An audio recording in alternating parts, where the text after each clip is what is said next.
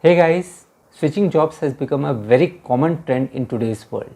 And while most of the companies have laid out the process very well, defining what are the steps an employee has to follow while exiting or joining a new company, there are still few things everyone should remember and do when they are switching the jobs. Because if they do not take care of these steps, then they might face lots of inconvenience and problems later on.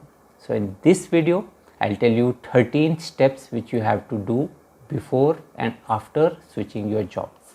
Hi, I'm Nishant and I welcome you to Save More Money, where we simplify personal finance and help you become financially independent. Before we get started, a small request: if you find the video useful, please remember to like, subscribe and share so that I get motivated and create more better content for you. Now let's get started.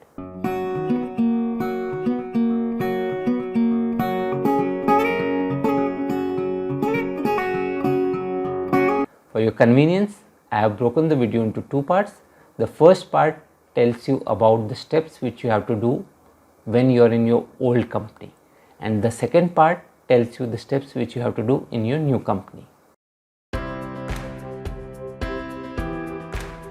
Okay, the step number one which you have to do when you are in your old company and when you have decided to switch your job is to find out whether you can port your health insurance policy or not.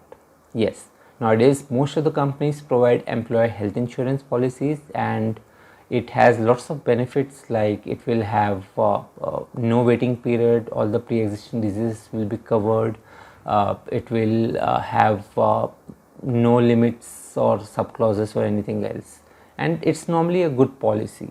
Hence, it's always advisable to port it when you are switching your job. You can convert the employee policy to your personal health insurance policy by porting it.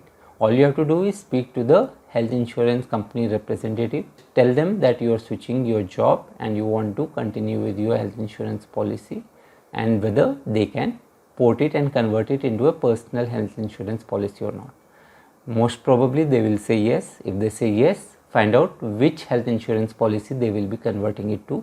Get the brochure, read the terms and conditions very carefully, and then decide whether it's beneficial to you or not. Just try to remember that in the new policy which you will be getting after porting, you should not have any waiting period, you should not have any pre-existing disease clause, you should not have any room rent limit or subclauses limit, and all your policy benefits with relation to your total premiums or sum assured should be continued in the new policy. If it is being done, only then port. If it is not being done, then do not port. That's the first thing. The second thing which you should remember is that if you hold stock options in your existing company, then speak to your finance department and find out what you should do. Can you continue holding the stock options even after you have exited the company, or do you have to mandatorily sell them before you exit the company? Or the third option is that you can transfer them to your personal demat account and continue holding them. Find out what the finance department says is the policy of that particular company, and basis that take a particular corrective action. It's easier to do this while you are in the existing company, because once you leave the company, you will have to follow everything over emails, and people normally either do not respond or you might not be able to find the right person to respond. So it's always a good idea to ensure that you either sell or switch to demat account, or switch all your company stocks to your demat account. The third thing which you have to remember and do in your old company is to find out all the assets which are marked under your name. Normally what happens is, when you join a company, on the first day you are given lots of assets. You are issued a laptop bag, locker keys, you are issued Kensington lock, you are issued mouse, you are issued desktop monitors and many other things. And gradually, as and when the employee continues working in the company, there are many additional things which might be assigned to him. So he might have borrowed few books from the library, or his headsets or mouse may have been replaced or repaired or something else. So it's always a good idea to go to your facilities department, find out what are the assets listed under your name and return them in advance. Do not wait until the last working day to return the things, because if you are not able to find anything on the last working day, then it will be a problem for you. You will be in a shop, you will not have those things, and then you will either not get your service certificates or you might be asked to pay at the last minute, which is very inconvenient for everyone. Instead of that, better find out in advance, and if you do not have anything, go and speak with that particular department, find out if they can waive off the penalty charges for that, or whether they will take the penalty charges and it will be settled in the full and final amount. If it's settled in full and final amount, you do not have to do anything, but if they say that no, you have to pay it from your pocket and only then full and final calculations will be done, then pay it beforehand before you leave the company. That's the third thing which you have to take care. Point number 4 which you have to take care is to download at least 3 months of salary slips, Form 16 of last 3 years and your current financial year tax statements and send them to your personal email ID. These are always handy and you should have them on your personal email ID. So ensure you do that without fail before you switch from your current company to a new company. Next thing which you have to take care is to find out how will you be receiving your full and final settlement, your service letter and other things, whether you will be receiving it via email or whether you will be receiving it via your courier. And whatever is the answer you get, basis that find out and ensure that your personal email ID and your personal address are correctly captured in the HR portal, because if these are not correctly captured, then you will have lots of problem in future.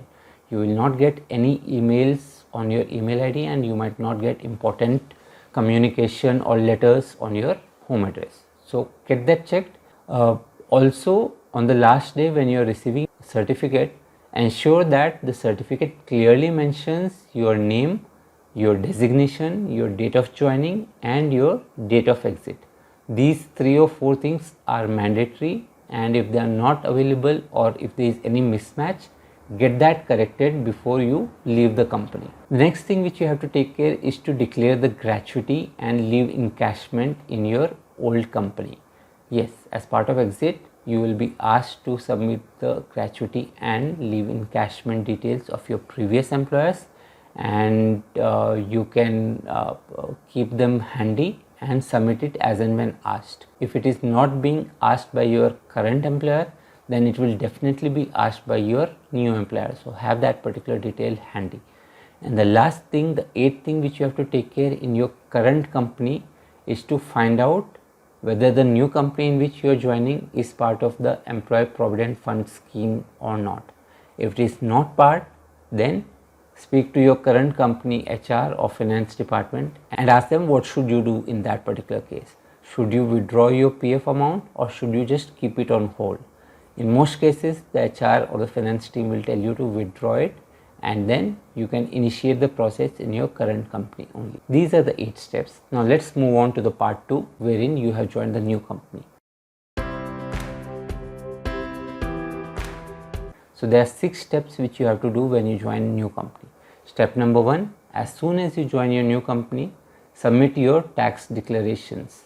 So tell the company whether you want to go for new tax regime or old tax regime, and if you are going with old tax regime, do the investment declarations of how much amount you want to declare under ATC, how much under ATD, how much under home loan interest, how much under education loan, how much under anything else. So do that declaration. Second thing is, do the declaration related to your special allowance. So almost all the companies, if you look at the salary structure, they will have your basic, your HRA, your LTA, and then the special allowance or the flexible kitty. This flexible kitty normally comprises of Sodexo coupons, meal vouchers, uniform vouchers, magazine allowance, telephone allowance, internet allowance, and many other allowance. So you can distribute and decide how much of allowance you want to keep, where all you want to distribute your salary. Ensure that you do that as quickly as possible. Third thing which you have to take care is to ensure that you submit the Provident Fund transfer form in your new company. Now the process has become very easy. All you need is your universal account number of PF, your PF number and your previous employer name. With these 3 information, you can fill the online form either by logging into the EPF website or by downloading form 11 and submitting it to the new company HR. The new company HR will get the process started as soon as you submit the details. All these details can be obtained from your previous company salary slips. So have these details handy, and on day one ensure that you submit the PF transfer form. The next thing which you have to take care is to submit the NPS transfer form in case you want to opt for employer contribution under section 80CCD2. If you want to take the tax benefit, then tell your employer that you want to transfer your NPS and avail NPS employer contribution.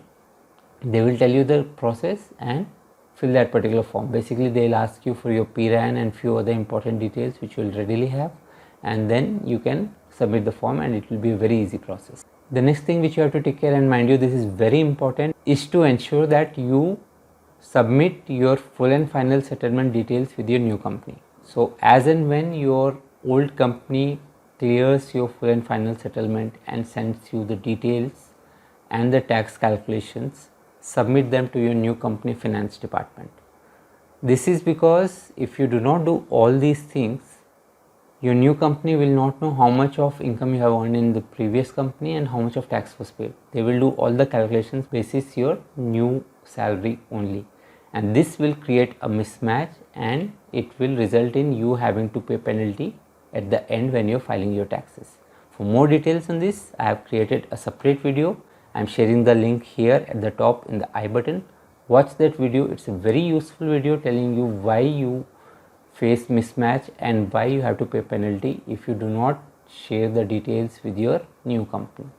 So in short, as soon as you get the full and final settlement details, declare that with your new company finance team, and then they will take care of the remaining things. They will do all the total calculations of total income, total taxes paid so far, and what are the remaining taxes to be paid, and based on that you do not have to worry about anything. That's the next step. And the last step is to remember to update your LinkedIn profile, because LinkedIn is the new corporate world Facebook, and that's where everyone gets connected to. It's always a good idea to keep yourself updated and keep your profile updated. That's it guys. Let me know in comments what you think of today's video. Do you like it? Do you not like it? What are your views? What can I improve in the video? And if you find the video useful, please remember to like, subscribe and share with others.